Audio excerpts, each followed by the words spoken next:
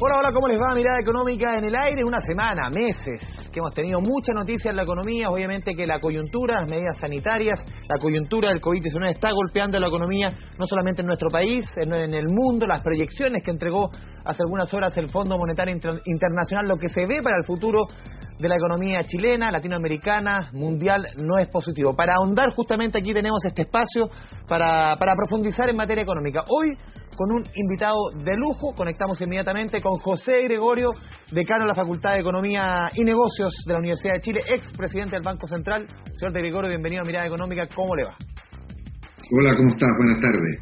Lo primero, José, preguntarte sobre todo por estas proyecciones del Fondo Monetario Internacional, una contracción mundial del 4,9%, la más grande vivía, dice el FMI, desde la Segunda Guerra Mundial, y conforme va avanzando esta pandemia, como que las proyecciones cada vez van cayendo más. ¿Cómo lo ves tú?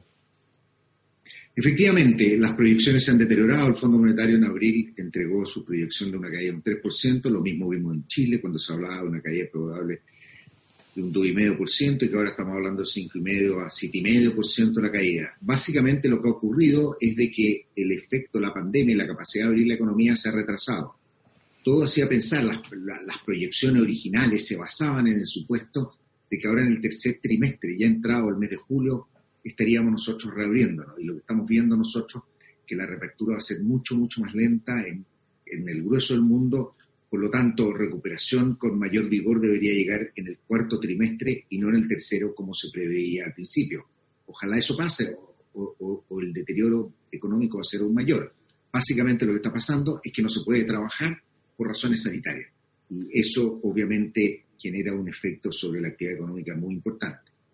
Sí, tú lo decías, las reaperturas son más lentas, incluso el peligro de posibles rebrotes, vimos las informaciones que llegan de China, algunas de España, diferentes países, potencias económicas, el tema del rebrote también va complejizando justamente las mismas aperturas, estas sensaciones en algunos países que la economía se vuelve a normalizar, pero los rebrotes sencillamente da la sensación de que todo podría volver a foja cero. Hemos visto los números complicados en las bolsas, en diversos mercados esta semana.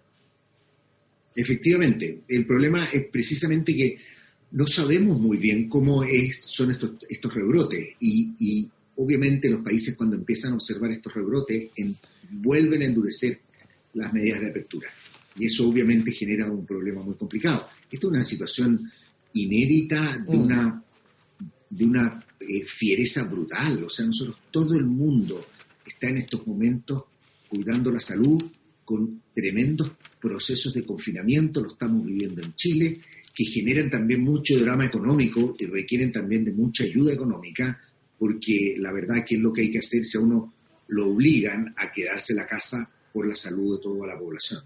Sí, justamente quería citar una de las frases del IPOM del Banco Central la semana pasada, que es un poco lo que dices tú. Gran parte de los factores hoy día que están afectando a la economía justamente escapan del análisis económico. Entonces aquí claramente hacer proyecciones es muy, muy complejo. Es que esta crisis tiene una cosa completamente distinta a lo que estamos acostumbrados. Estamos hablando desde la crisis de la deuda, ¿no es cierto? Desde la crisis de la deuda de los 80, la crisis asiática, México. Después tuvimos nosotros la crisis financiera internacional. Esas son crisis con origen económico, porque hay desbalance, porque hay problemas, porque el crecimiento trae tensiones, en algunos momentos también porque se toman decisiones muy malas de política económica, ¿no es cierto? Entonces nosotros tuvimos la gran crisis financiera internacional, que fue gravísima, pero que sabemos más o menos cómo se arregla, y por otra parte sabemos cómo protegernos. Economías como Chile y el grueso de la economía emergente pasaron bastante bien esa crisis, con caídas del producto, con desaceleraciones, pero solo recuerda que China siguió creciendo a tasas del orden de 9%.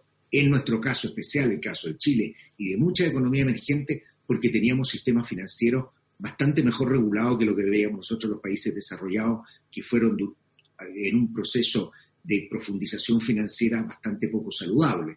Entonces, en ese caso, uno sabe cómo protegerse, sabe cómo hacerlo, sabe cómo seguir. Ahora lo que pasa es simplemente que en el mundo dice, ¿saben qué más? Están todos trabajando, ahora nos vamos a la casa. Y aunque podamos seguir trabajando, aunque esté todo para seguir trabajando, tenemos que cuidarnos y tenemos que dejar de trabajar o desacelerar el ritmo de trabajo, hacerlo en turno, hacerlo de manera mucho más compleja.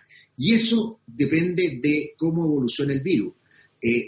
nosotros hay distintas estimaciones, pero ojalá a fin de año pueda haber una vacuna que se pueda producir, pero esto podría alargarse perfectamente hacia el año 2021, en el cual la reapertura total de la economía mundial no va a ser la misma, y en la cual además nosotros tenemos que pensar de que va a haber una gran transformación. Nosotros vamos a tener una gran recesión con una gran transformación. El mundo va a cambiar, la manera de trabajar va a cambiar, simplemente por cuidado, y esto va a tomar varios años.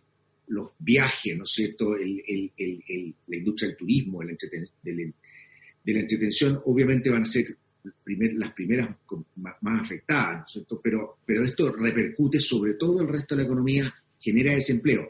Nosotros no estábamos preparados para esto. No estábamos preparados y que nos digan, miren, 6 meses más usted va a tener que guardarse 3 meses. Obviamente durante los 6 meses nos preocupamos.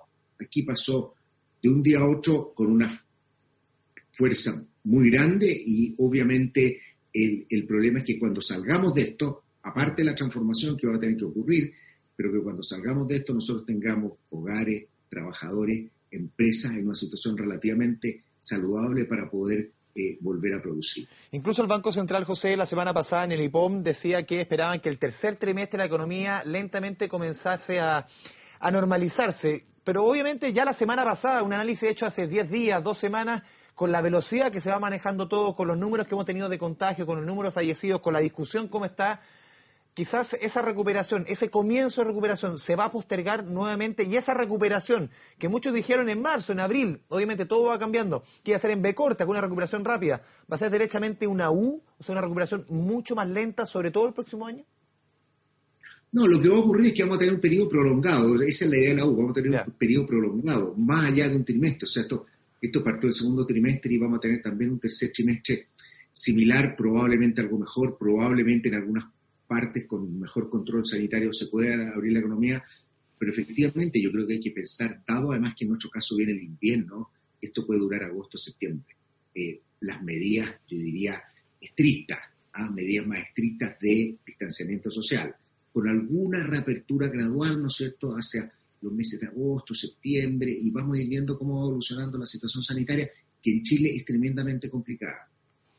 Tú participaste junto a un grupo de economistas que pusieron sobre la mesa un insumo fundamental en cuanto a medidas, que fue quizás lo más importante y que recogió el Congreso para ir tomando las medidas que hemos conocido. Por ejemplo, en las últimas horas comenzó a entregarse la segunda cuota del ingreso familiar de emergencia, muy distinta a la primera, bastante más generosa en cuanto a montos, y cambian una serie de elementos. Lo que está saliendo del Congreso, ¿te hace sentido respecto a lo que ustedes propusieron en este documento? Bueno, efectivamente, el Congreso tiene muchas discusiones, nosotros tenemos un abanico muy grande, pero lo que nosotros simplemente quisimos proponer, y esto partió desde que un grupo de economistas nos reunimos convocados por el Colegio Médico, en pensar de que esto tenemos que dar un horizonte de un periodo relativamente largo, 1 o 2 años, y al final lo que concluimos es que dijimos un horizonte de 2 años para que el gobierno tenga la flexibilidad, para que exista un compromiso, ¿no es cierto?, con un monto de hasta $12.000 millones, 5 puntos del PIB para combatir la pandemia en sus distintas fases, que no sabemos cuándo van a cambiar, pero en una que es básicamente la primera, que es de contención, después viene una de reapertura y acomodamiento gradual, hacia después llegar a una etapa de reactivación. Y en esto, obviamente, el Banco Central tiene un rol muy importante y ha sido muy activo en materia de política expansiva, pero quien tiene el mayor poder en este tipo de crisis es la política fiscal, porque lo que hay que hacer es dar ayuda a los hogares para que puedan alimentarse, para que puedan vivir, ayuda a las empresas para que no se destruyan empleo y para que en el momento que nos recuperemos con algo de fuerza. Las proyecciones del Fondo Monetario son interesantes porque además lo que muestran en el grueso de la economía avanzada y también en América Latina es que vamos a tener caídas importantes, 5, 6, 7%, ¿no es cierto? Podemos tener caídas muy importantes, pero la recuperación va a ser algo más lenta. Por ejemplo, el Fondo Monetario para Latinoamérica, donde tienen mucha fuerza México y Brasil, que van a estar cayendo, de acuerdo a sus últimas proyecciones, del orden de 10%. América Latina en su conjunto, esto es por el peso que tiene esa economía, va a estar cayendo cerca del 9-10%, y el próximo año se estaría recuperando al 4 o 5%. El Banco Central tiene algo así para nosotros, podemos estar cayendo 6-7% este año, y el próximo año recuperándonos a 5%. Esto significa que vamos a recuperarnos con vigor, pero todavía vamos a tener una economía, como decimos nosotros, con exceso de capacidad, la cual todavía no vamos a estar llegando a nuestro pleno potencial en materia de empleo y de utilización de capacidad. Y parte importante, esto se debe por las heridas que van quedando durante la crisis. Sí, en paralelo con lo que se está tramitando en el Congreso, las ideas o los proyectos que ustedes han presentado, o ideas que ustedes han presentado, que el gobierno también ha presentado, que se han negociado, también han surgido otras ideas. Por ejemplo, José, el retiro del 10% de los ahorros previsionales, con el compromiso en esa idea, en ese proyecto, de que el Estado, años después, devuelva a la cuenta personal de la persona, a la cuenta individual de la AFP, ese 10%. ¿Te hace sentido retirar el 10% para enfrentar un periodo duro económico para muchas familias que hoy día quizás no están recibiendo ayuda del Estado, clase media, quizás clase media que hoy día no está calificando, por ejemplo, el ingreso familiar de emergencia? Es un punto muy importante. Efectivamente hay familias, hay hogares que no tienen, muchos hogares de clase media que no acceden al ingreso familiar de emergencia, y uno tiene que pensar alguna modalidad en la cual ayudarlos, porque aquí todos los chilenos están sufriendo. Sin embargo, la propuesta que salió del Congreso a mí me parece inconveniente, por una razón muy sencilla.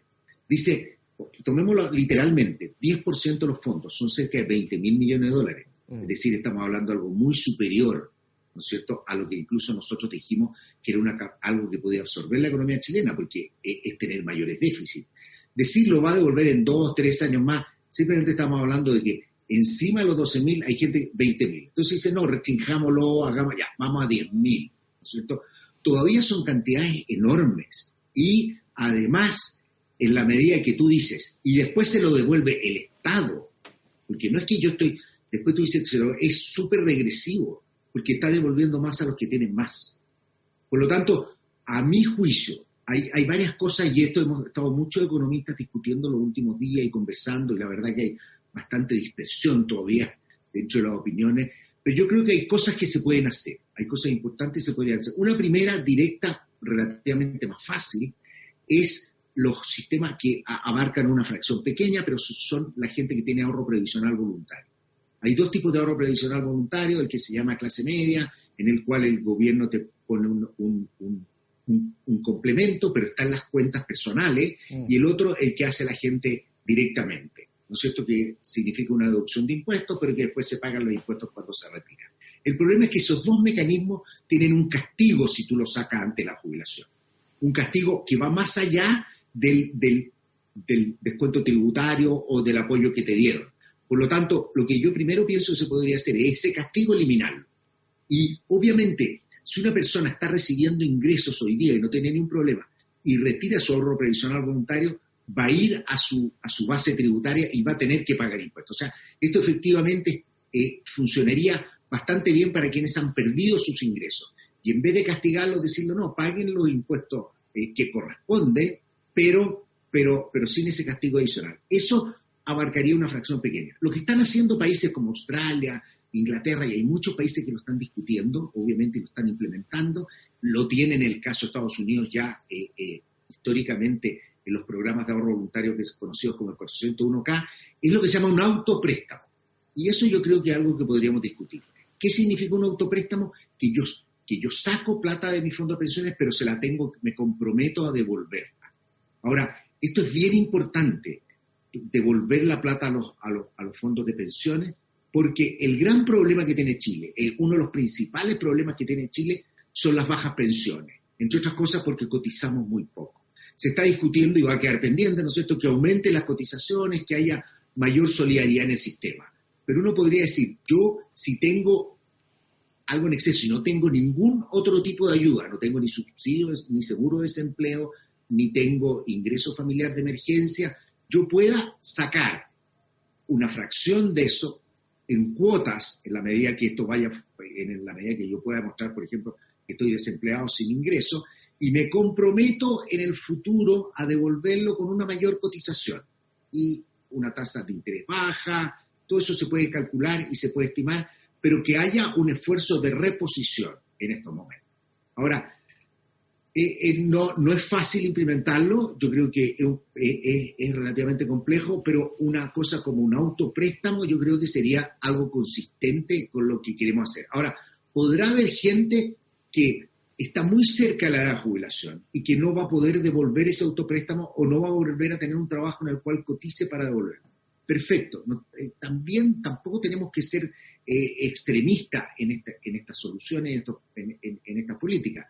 Pero la otra componente que yo creo que es muy importante también es que para efectos de pensión solidaria y de apoyos estatales a tus pensiones cuando son relativamente bajas, se calcule sobre la base de que no retiraste, porque si no sería muy injusto con los que no retiraron. Tenemos que hacer una cosa que sea relativamente justo. Yo creo que hay gente que efectivamente puede tener exceso, también hay gente que está en situaciones en las que podría ser jubilación adelantada y uno podría hacer relajo. Yo creo que es un tema que hay que analizar con seriedad, hay que analizarlo entre una perspectiva fiscalmente responsable. Chile es un país que cuando salga de esta crisis va a salir con mucha deuda y eso va a haber que pagarlo. Y además, si uno le va a poner esta idea de poner 5 puntos más del PIB a través de 12.000 millones, la situación va a ser más complicada. Por lo tanto, además sumarle un subsidio a los fondos de pensiones muy significativo, muy desfocalizado, me parece que es injusto y me parece que no es la forma más adecuada de hacer políticas de ayuda a los hogares. Completamente de acuerdo en buscar una solución. En el tema de los APB existe una forma, en el tema de la gente que ha acumulado y que no está recibiendo ningún tipo de ayuda, puede existir autopréstamos. Esto se está haciendo en muchas economías del mundo, pero con la convicción de que lo que uno tiene que hacer en este ámbito, lo que está haciendo uno en este ámbito, es una manera en la que tú lo que sacas después te compromete a devolverlo. José Gregorio, vamos a la primera pausa aquí en Mirada Económica. En segundo volvemos con más información, con más conversación. Estamos conversando con José Gregorio, decano de la Facultad de Economía y Negocios de la Universidad de Chile, sobre la coyuntura económica. Vamos a la pausa y volvemos.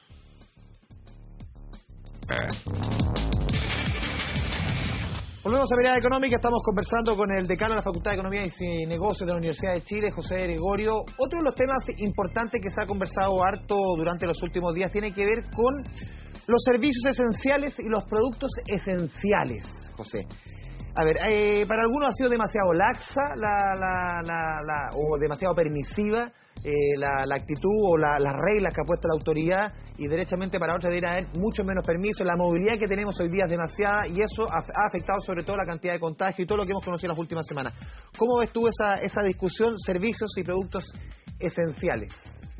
Efectivamente, los datos de movilidad muestran que la movilidad ha sido alta. Y obviamente esta cosa de tener, por ejemplo, permisos diarios, restringirlo, me parece bastante razonable. También tenemos que entender que hay muchas familias y muchos hogares en los cuales estar confinado es difícil y en los cuales no salir muchos trabajadores también es complicado. Precisamente por eso están los ingresos de emergencia. Yo creo y me da la sensación de que estamos muchas veces en una discusión en la cual falta un poquito de rigor en la discusión previa, como que vamos descubriendo el problema y vamos tratando de parcharlo. Hay mucha experiencia internacional, hay muchos países que van 2 meses delante de nosotros, en los cuales uno podría tener efectivamente un diseño bastante más riguroso, tener grupos de personas pensando bien cómo hacerlo. Porque obviamente nosotros tenemos que saber balancear la necesidad de una economía que tiene que estar con muy baja movilidad, pero en la cual tiene que haber capacidad de movilidad mínima para algunas cosas, ¿no es cierto? Entonces yo creo que esa es la parte, y también una cosa muy importante de respetar el distanciamiento, ¿sí? O sea, el que la gente esté distante, el que se ande permanentemente con máscara, o sea, ser muy enfático en eso, porque obviamente una cuarentena que no se puede cumplir es bastante difícil, y en esto hay mucha experiencia. O sea, si uno ve lo que está pasando en Europa hoy día, ¿no es cierto?, que lograron de alguna u otra manera dar vuelta a la curva, no solo aplanar la vuelta de manera importante, están gradualmente empezando a salir. Hay un montón de protocolos, directrices, que es cosa de mirar lo que está haciendo el mundo. Pero en ese mismo sentido, y perdona que te interrumpa, se ha privilegiado demasiado la economía justamente para no poner tantas reglas, porque también ahí está la discusión. Por privilegiar la economía, tenemos prácticamente al 40-45% de los trabajadores yendo y viniendo del trabajo, en las zonas con cuarentena. Bueno, hay una cosa que es bien importante, que yo creo que a principios de la pandemia hubo algunas voces que salían diciendo, bueno, esto es la vida o la economía, privilegiemos la economía. Nosotros vimos eso en muchas personas que opinaban, ¿no es cierto?, no tenían la conciencia de la fuerza con que venía esto, tampoco tenía la conciencia yo, pero en un escenario así, lo que uno tiene que hacer no es pensar necesariamente qué es lo más probable, tiene que pensar qué es lo más negativo que puede pasar y eso es lo que tengo que evitar. Esto se llama control de riesgo. Lo que uno tiene que ver cuáles son los riesgos mayores de la economía. Y efectivamente, en un principio, ¿no es cierto?, y va a quedar como una cosa emblemática el intento de apertura de la Pumanque, ¿no es cierto?, como que pensábamos que ya podíamos, que los funcionarios públicos podían volver a trabajar. Obviamente ahí se mostró que se pensaba que la reapertura podía ser rápido porque es importante abrir la economía para que la gente vuelva a su empleo, volvamos a trabajar y nos normalicemos. Pero la primera prioridad es la vida. Y yo creo que si algo ha quedado claro, y sin duda algo que me tocó afirmarlo y tal vez contigo hace un par de meses, lo más importante para la economía y para la economía, para nuestro desarrollo, es privilegiar, proteger y cuidar la vida de los ciudadanos. Eso es lo que nos va a permitir, en el momento que hagamos una apertura, por muy gradual que sea, hacer una apertura más efectiva, una apertura más segura, que nos lleve a poder retomar un nivel de actividad más normal. La otra alternativa es la alternativa esta en la cual empiezan a crecer muchísimo los contagios, se empiezan a endurecer las cuarentenas que se aplican tardíamente, ya que hay una gran discusión, por ejemplo, respecto de Reino Unido y el resto de Europa. Las cuarentenas que se toman tarde son menos efectivas, en parte importante porque tú mandas a la gente contagiada a la cuarentena. Entonces, más aún con los niveles de hacinamiento que nosotros tenemos, con los niveles de precariedad que existe en muchas partes de la población, obviamente es bastante más complicado. De manera que yo entiendo que existe un balance muy complicado, existe un balance en el cual esto no es blanco-negro, pero en el cual yo creo que me da la impresión de que falta un poquito de rigor en cómo vamos diseñando nosotros el sistema de distanciamiento social, cómo en muchos otros países, por ejemplo, donde está la actividad de la construcción activa, no hay protocolos muy rígidos y es simplemente mirar lo que están haciendo y traer ese tipo de cosas acá, pues yo creo que es muy importante que cuando empecemos a normalizar la actividad, es muy importante cuidar la salud de todos los trabajadores. Justamente, muchas gracias, sí, justamente ese punto es bueno poner las reglas y poniendo justamente coto porque hay un poquito de enredo respecto a esa información. José Gregorio, muchas gracias por esta conversación con Mirada Económica en Canal 24 Horas. Muy buenas tardes. Muchas gracias a ti también, que estés muy bien, tú, igualmente, ya cuídate, toda tu familia, toda la gente que está trabajando para poder transmitir esto, así que salud, que muchas gracias, bien. Igualmente, chao, chao. Así vamos cerrando Mirada Económica a través del canal 24 Horas. Sigue en la sintonía de su canal de noticias, porque aquí, obviamente, siempre es hora de noticias.